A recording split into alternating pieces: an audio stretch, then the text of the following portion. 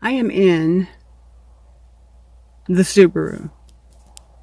We had two Subarus. They were both mauve, same color, same style, almost the same year. One Alan drove and one everybody else drove. So it is still kind of eerie for us to have this car because, quite frankly, every day that we get in this thing, it's a reminder of what happened to Chris. So anyway, I'm going to attempt to hook this thing up. And the other correction, I don't call it an accident. I don't call it a crash. I try not to say collision. I don't even know what to call it. But to me, calling an accident, it doesn't sound right. It wasn't an accident. For one, the report said she could have stopped. She had time to stop. She even said in her report that she looked down, looked back up, bam. There was never a touch of a brake. All kinds of discrepancies that apparently the Washington State Patrol and whoever just kind of well, that doesn't mean anything. I guess part of the point of this is that at this point everybody expects me to, what is it? The past is the past. Let's just move forward. I can tell you this right now. If that's your attitude, yeah, sure. If you're the one who was not the victim, saying the past is the past and let's just let it go and let's move forward, it's really easy for you to say because if you're the one who's perpetrated the incident or the problem, yeah, great, hooray for you, get to move on. Yeah, sweep all that under the rug. No responsibility, no acknowledgement that, wow, you had a part in that. For one, we've never ever received anything from the girl involved. She lived just up the road. I think she's 23, 24, something like that. It happened to be her birthday. A lot of people don't know. I guess part of the reason of this video is that a lot of people don't know a lot of things because our families kept our mouths shut. We were told to for quite a while, but nothing's come of it. No charges were filed. She didn't even get a ticket. She lied at the scene, said the accident happened one way when 4 other people were just, saying it didn't. And I will post the pictures, so if you don't want to see the pictures, don't watch. But I am going to post the pictures because you can clearly see she rear-ended him, basically put him in a pit maneuver where he was thrown into oncoming traffic, which happened to be a big, huge Ford 350 going 55, 65 miles an hour. So first he got rear-ended, sent into oncoming traffic, that spun him around, and that's why he landed where he landed. Which just happens to be right in front of Skyly's other grandparents' house. So little Miss Skyly gets to see that vision every day when she goes outside her front door. She sees the tree, she sees the spot, she sees where her daddy died. She can't go a day, a moment without that interface.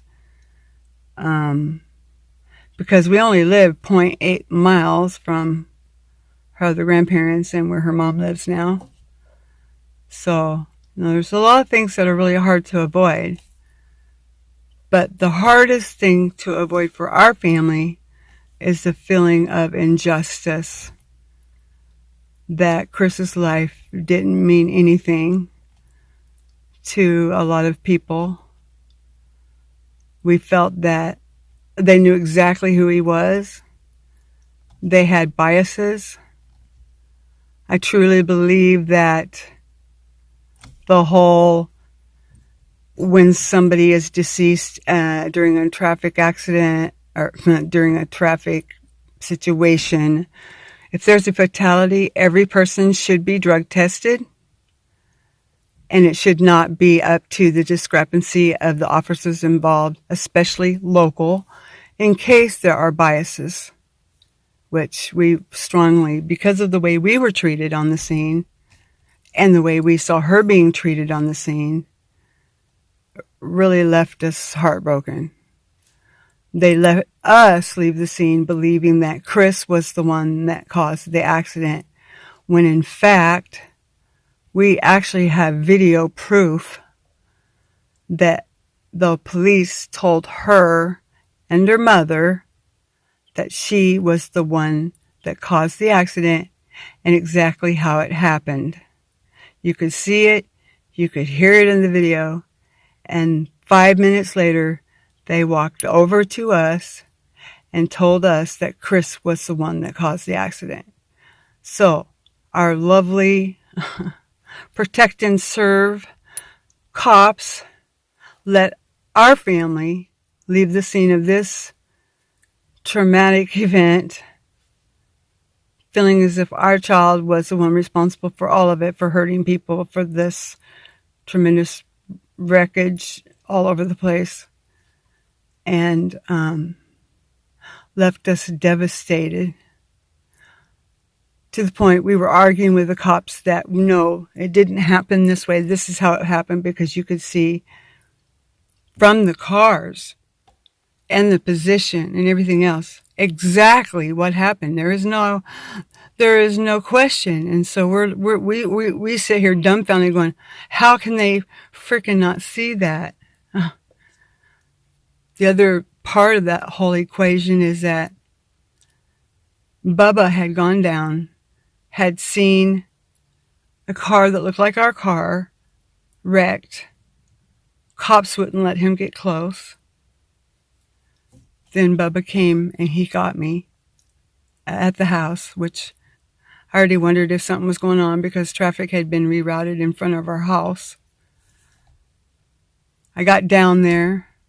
First thing I did is, grabbed a cop's shirt, screaming at him, saying, I need to find my son. Where's my son? I can't find him. I've called all the hospitals, blah, blah, blah. Where's my son? And he said, I can't talk to you right now, but I'll talk to you in about 15 minutes. Well, that went on for 2 hours, 15 minutes, every 15 minutes, for 2 whole hours. December 12th, 2017, freezing weather, standing out there waiting, watching the chick clean her car out, everything else going on around us. But us, we're sitting there waiting, not knowing that Chris was over there laying on the ground with a sheet over him. And we had no clue. And the other thing that was really appalling is that right after I got down to the scene with Bubba, after the cop told us 15 minutes, I immediately get on the phone to Alan. And I say, hey, Alan, I don't know where you're at, but could you please hurry up and come home? There's a car that looks just like Chris's, and we can't find Chris. We've called all the hospitals, and we don't know where he is. And Alan said, oh, no. They just announced on the radio that there was a fatality. And that was the first moment that we had any inclination that it was probably him. And how dare they announce on the radio before telling anyone that there was a fatality, and us still not knowing if it's our son.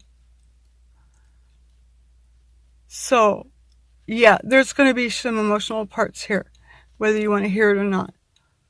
This is why I can't move forward. This is why I'm stuck. Because I feel like there's just been some tremendous injustices.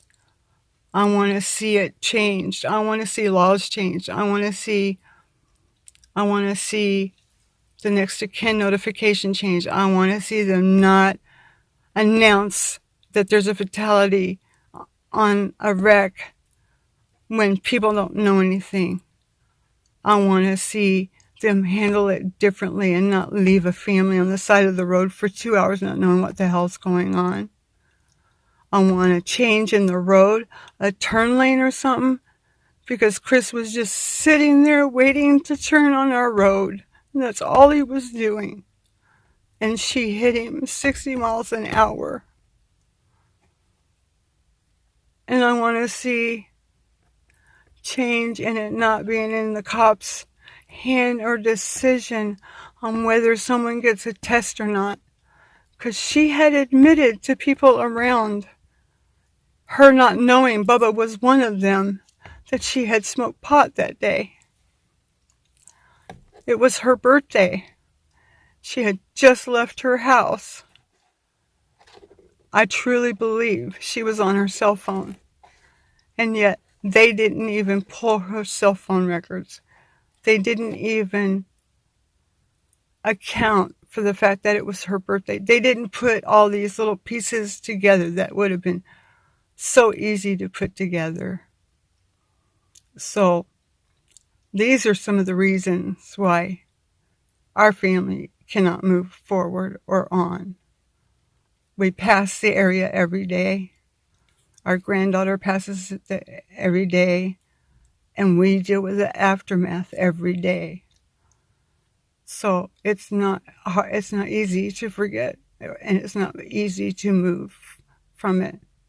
It's not easy to sit in that very same spot coming from Getchell or Lochschloy,